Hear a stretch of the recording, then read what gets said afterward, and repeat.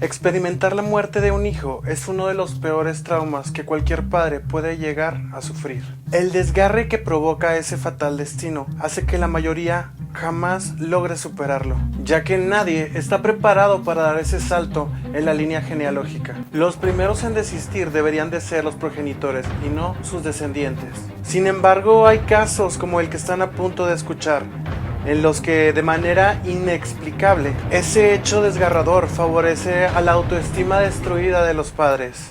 Una consternada madre víctima de la desgarradora muerte de sus hijos encuentra en el apoyo y la calidez de su familia una extraña adicción de la cual se volverá dependiente. Así es como precisará experimentar constantemente. Si para ello tiene que seguir engendrando y asesinando, lo hará. Maribeth Tinning es el claro ejemplo de cómo la necesidad de sentirte amada y arropada por tus seres queridos puede culminar en hacerte formar parte de Mente Asesina.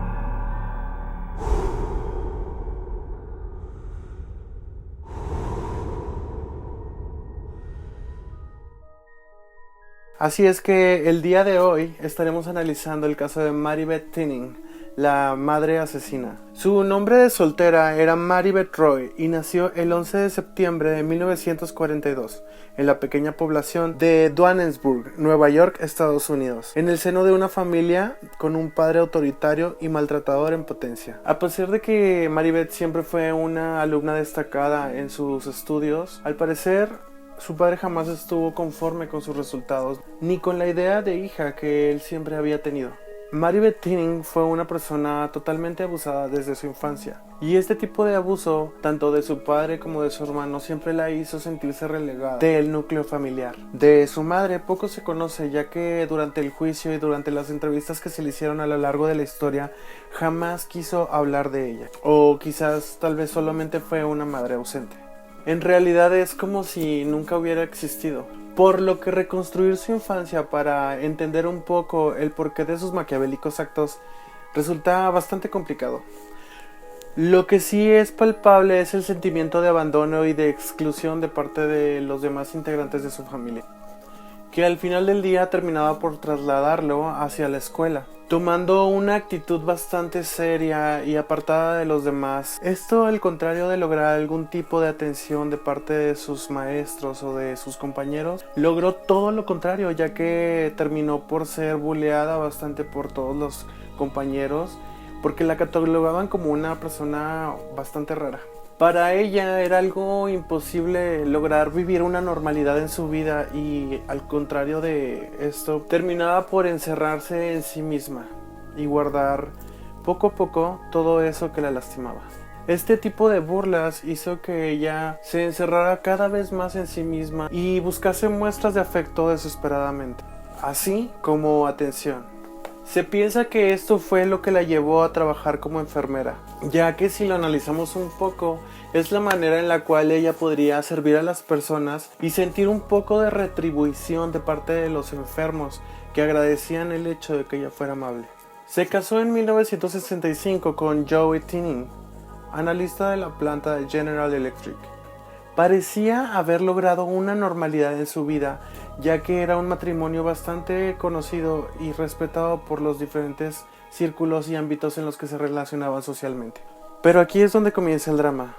En diciembre de 1971 nace la tercera hija de los Tinning, Horas después del parto, la niña fallece por extrañas circunstancias. Según las investigaciones, esta sería la única muerte que Mary-Beth Tinning no habría provocado. A los 6 meses posteriores, el 2 de marzo de 1972, muere la tercera de sus hijas, Barbara. También por razones inexplicables, la autopsia reveló muerte súbita, pero en realidad no dieron especificaciones de cómo habían pasado los hechos. Toda la comunidad se volvió loca, se volcó totalmente hacia la familia que ya había perdido 3 retoños. Después de un tiempo, ya que la atención se había dispersado, Mary-Beth sentía esa necesidad de convertirse nuevamente en el centro de atención. Así es como queda embarazada nuevamente. Da a luz a los 9 meses después de haber concluido entonces la última muerte. Es como si en realidad todo habría sido planeado. Al poco tiempo, luego de tan solo 14 días, el bebé nuevo bautizado como Timothy estaría falleciendo. Los médicos determinaron que la causa de la muerte era debido al síndrome de muerte infantil súbita. Año y medio más tarde, Mary-Beth tendría a su quinto hijo llamado Nathan, que también moriría en extrañas circunstancias. Llegados a este punto, la gente empezó a sospechar de ellos. Los médicos estudiaron el caso y aunque las autopsias concluían que todos habían fallecido de una muerte natural, había algo que realmente no cuadraba. La maldición pesaba sobre los hombros de los Tinning. A pesar de las investigaciones realizadas por algunos médicos y las autoridades de dicho lugar, no se encontró ninguna prueba incriminatoria en contra del matrimonio. Ahora veamos el trastorno psicológico.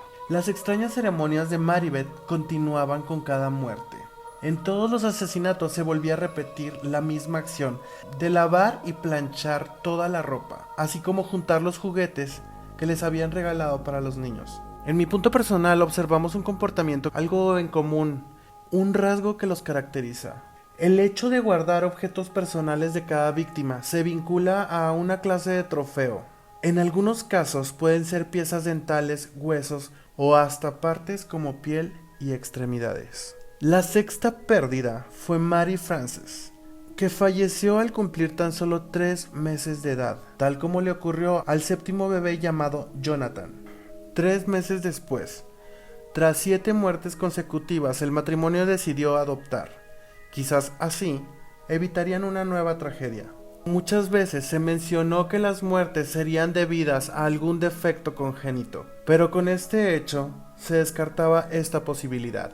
Era de esperarse para algunos que el octavo hijo, aun siendo adoptado, también fallecería. Michael fallecería en 1981, presumiblemente de una neumonía viral. Con los informes de la muerte sobre la mesa, los directivos de este hospital acudieron con las autoridades de dicho lugar. Así es como lograron conseguir la exhumación de los cadáveres de Timothy y Nathan, pero no encontraron nada raro. Al parecer, y para todos los ojos de quienes analizaron el caso, era tan solo una maldición que acechaba a esta familia. Tuvieron que pasar alrededor de 3 años para que Mary-Beth volviera a dar a luz por 8ª ocasión. Así es como la 9ª hija, llamada Tammy Lee, fallecería el 20 de noviembre de 1985.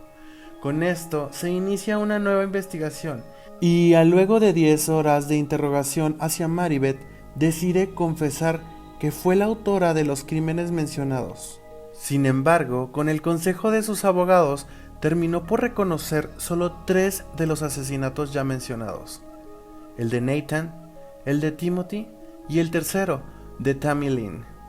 El 22 de junio de 1987 se celebra el juicio contra Mary-Beth, en el que explicó que los había matado asfixiándolos con una almohada, ya que no se consideraba una buena madre. Así fue como narró uno de los incidentes. Mientras estábamos durmiendo, ella me llamó. Acudí y estaba teniendo una convulsión.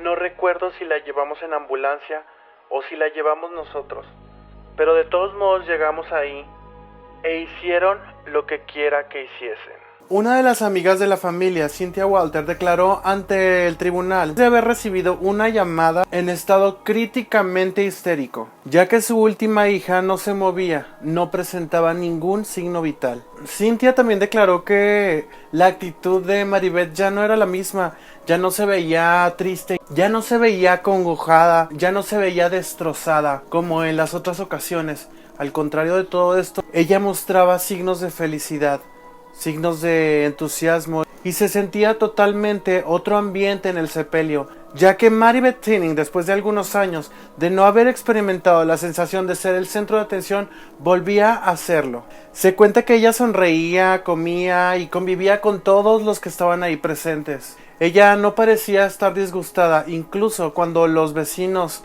empezaron a murmurar a sus espaldas que algo raro estaba pasando. Cuando nació el último niño me pregunté, ¿cuánto tiempo va a durar este?, explicó Cynthia a un reportero del periódico. El resultado de los informes psicológicos que se le realizaron a Maribeth confirman las sospechas de algunos médicos. Padecía el síndrome de Munchausen-Proxy, un trastorno que se da en aquellas madres que abusan de sus hijos buscándole atención médica innecesaria. Dicha patología es la que lleva a Maribeth a asesinar impunemente a sus 9 hijos.